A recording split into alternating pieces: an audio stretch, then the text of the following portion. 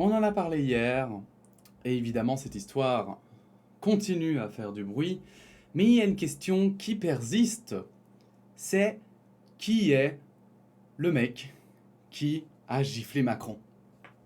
Alors on sait qui c'est, hein, on l'a arrêté, etc. Mais on ne connaît pas son profil et on ne sait toujours pas pourquoi il a fait ça. Les journalistes, tout le monde commence à faire un petit peu sa popote, hein. Tout le monde essaie de trouver des informations qui pourraient permettre de comprendre pourquoi il a fait ça. Et c'est assez intéressant parce que finalement, je trouve que l'article dont on va parler aujourd'hui, c'est pas celui que vous voyez ici en bas en réalité. Ça, ce sera une parenthèse que je vais faire avant. Eh bien, va reprendre finalement les éléments avec du recul et en assumant qu'en fait, on ne sait toujours pas pourquoi il a fait ça.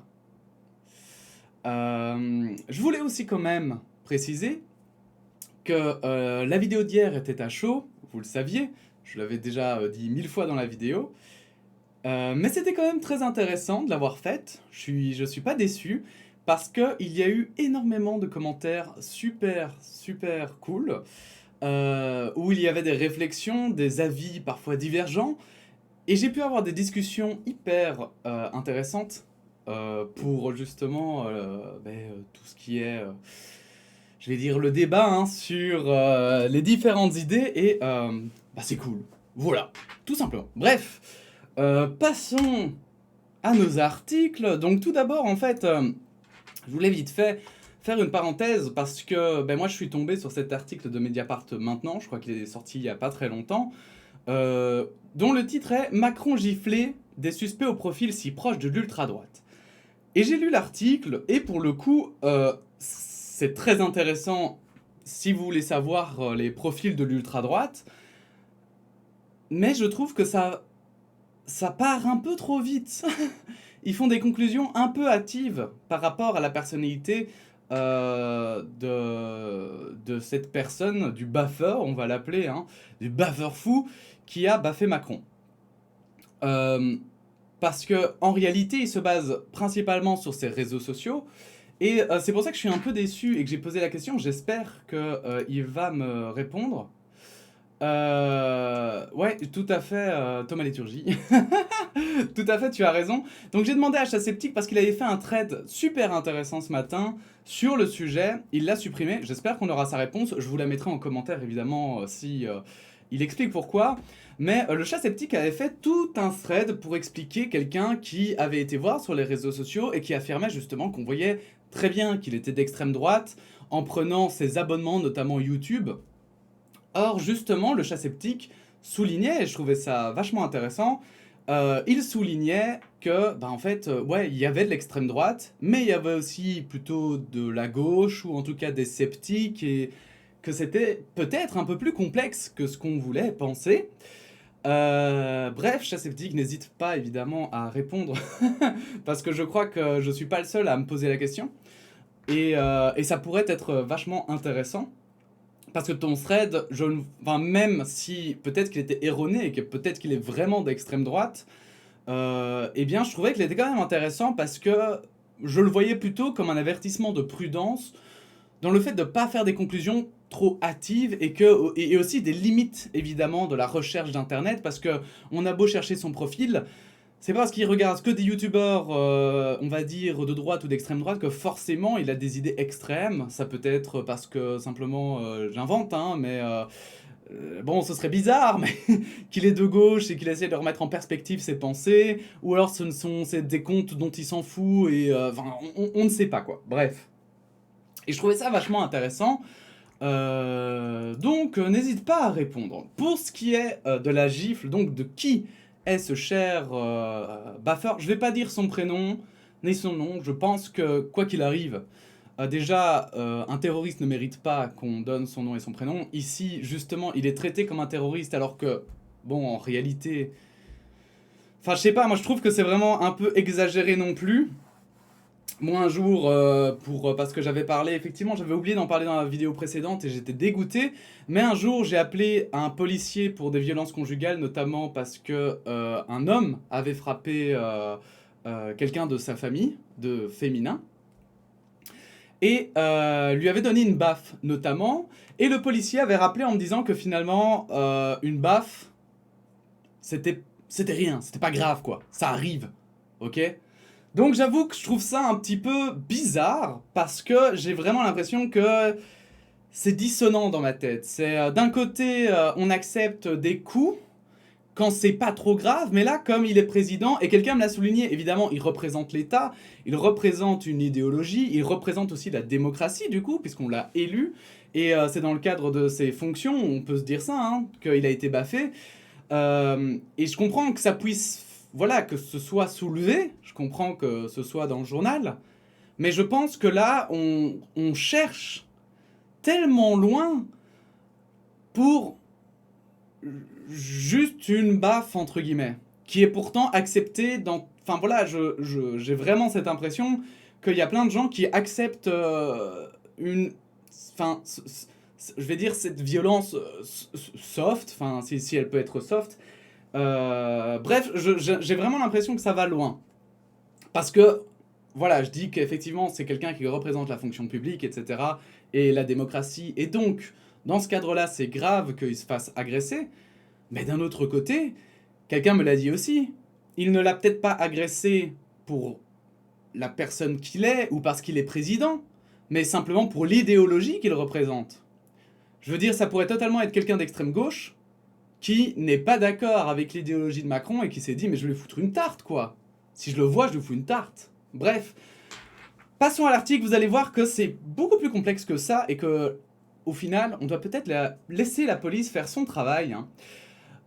Gifle à Emmanuel Macron, simple geste de ras-le-bol ou attaque de l'extrême droite royaliste française. Donc c'est la RTBF qui a écrit l'article. Il est vachement cool. Les images ont fait le tour du monde. Emmanuel Macron recevant une gifle d'un jeune homme après une sortie officielle. Mais qui est cette personne qui a agressé le président français et quelles sont ses motivations? Son profil se dévoile d'heure en heure.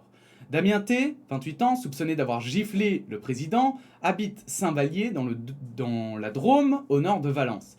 Alors, soupçonné d'avoir giflé le président, pour ceux qui ne sont pas au courant, un suspect, tant qu'il n'est pas condamné, il est suspect. D'accord? Même si on l'a vu le faire, même si on est sûr que c'est lui, il reste suspect. Ça permet notamment de pouvoir mieux se défendre et de faire moins d'erreurs. Hein. C'est un peu le scepticisme, vous voyez. C'est permettre en fait à la personne de se défendre pour avoir des contre-arguments et pour essayer de prendre la meilleure décision possible en faisant fi de nos biais. Il y a fondé 2 associations dans les arts martiaux historiques européens, une pratique de combat tombée dans l'oubli qui compte 1500 pratiquants en France, et les jeux de plateau à figurines. Pour la parenthèse aussi, je vais quand même le dire, il y a quelqu'un, un membre de l'Action française qui a commenté la dernière vidéo, qui a dit que apparemment l'Action française ne le connaîtrait pas, et donc, bah voilà, enfin, il n'est pas, a priori, il ne serait pas affilié en tout cas à un groupe royaliste comme ça. Je trouve que c'est quand même des informations qui sont intéressantes. Il y côtoie son ami Arthur C, 28 ans, arrêté à ses côtés après avoir filmé l'agression du chef de l'État. L'émission Quotidien a d'ailleurs pu rencontrer par hasard les 2 jeunes hommes quelques heures avant l'agression contre le chef de l'État français. Et ça c'est marrant, hein. Quotidien, ils ont quand même...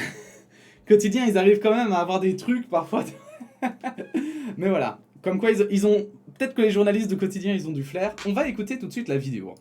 Vous faites tous les 3 ici? Rien, on vient voir notre cher monsieur Macron. Pourquoi? Pour lui dire quoi?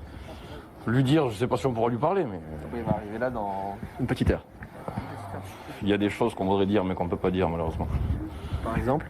Le déclin de la France. Vous pensez que la France est en déclin? Oh, totalement. Pourquoi? Parce qu'on a un cher président qui dit qu'on n'a pas de culture. Parce qu'on a un président qui nous dit qu'on n'a pas de culture. Donc, pour que vous sachiez, le suspect, c'est lui. Hein.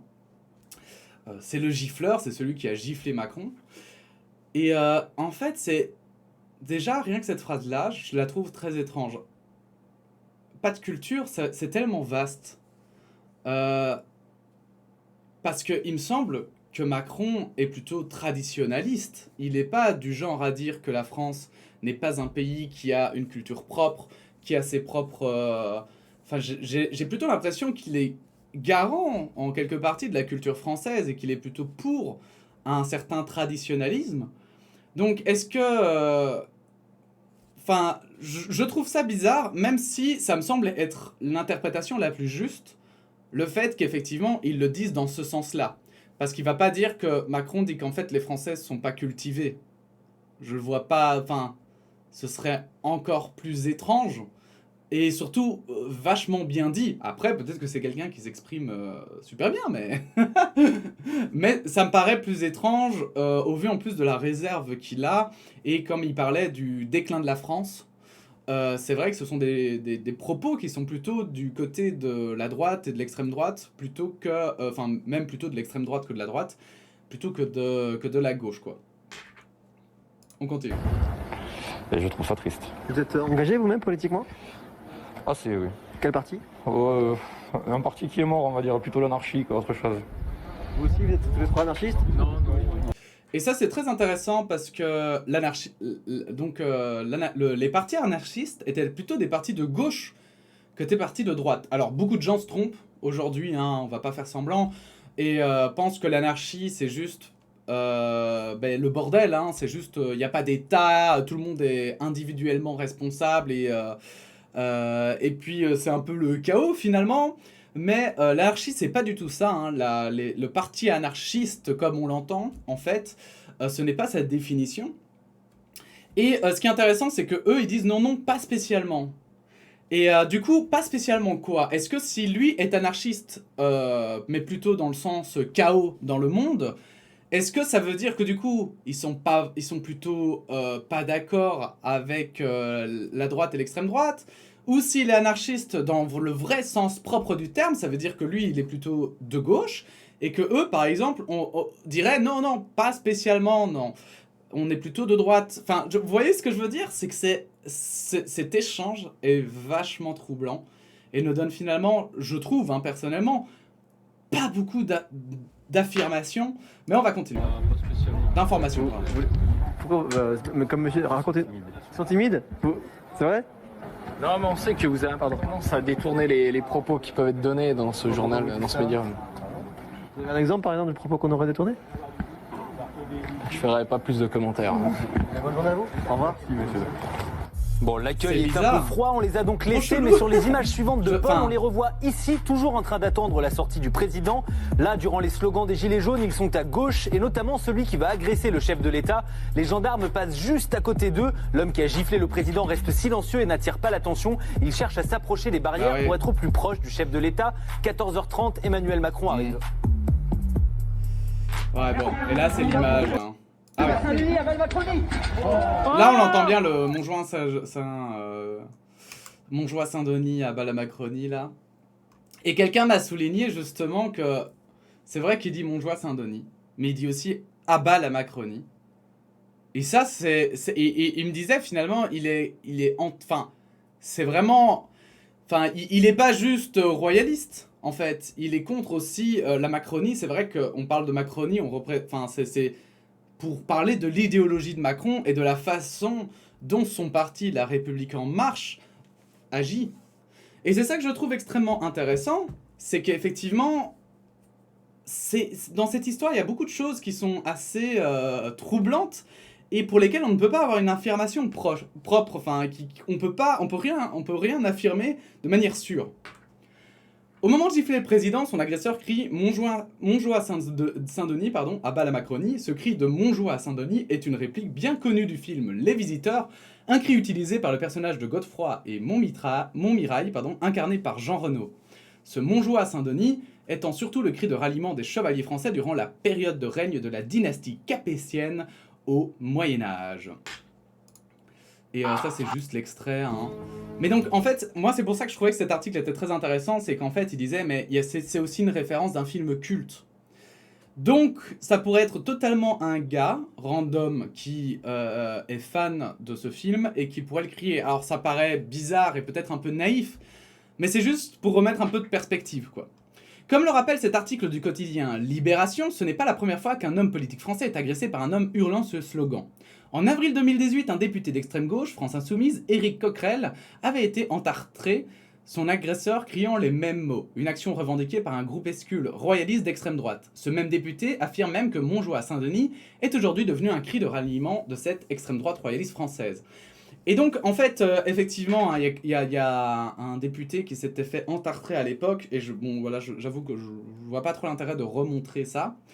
Mais j'ai pu parler avec quelqu'un qui fait partie de ce groupuscule royaliste et qui avait entartré ce député. Et il m'a dit, alors bien sûr, ce sont ses propos, hein, c'est juste une information comme ça, et toujours à prendre, hein, toutes les informations sont à prendre avec des pincettes, surtout dans des affaires comme ça. Mais il m'a dit qu'apparemment, voilà, ils assument totalement, évidemment, qu'ils ont fait, voilà, que le député qui s'est fait entartrer, voilà, c'était voulu, etc. Et voilà, ils avaient crié Montjoie, Saint-Denis, je retiens pas, exprès, parce que voilà, c'est un peu le slogan qu'ils lancent.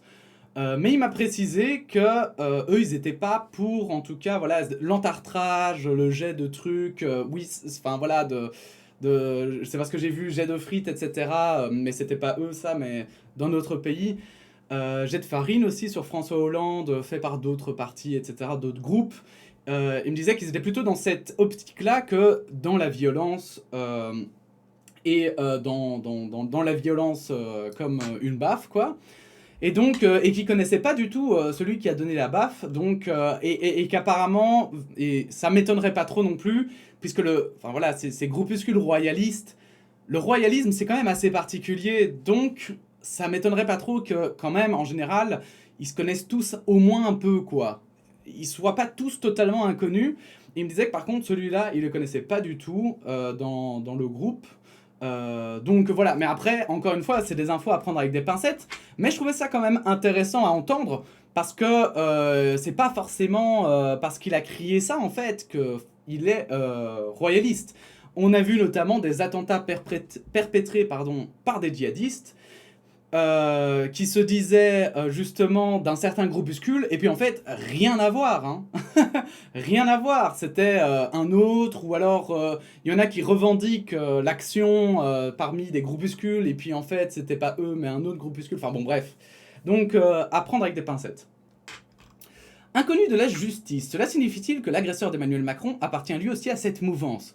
C'est ce que doivent déterminer les enquêteurs. Pour l'instant, les deux personnes interpellées par la police sont inconnues de la justice.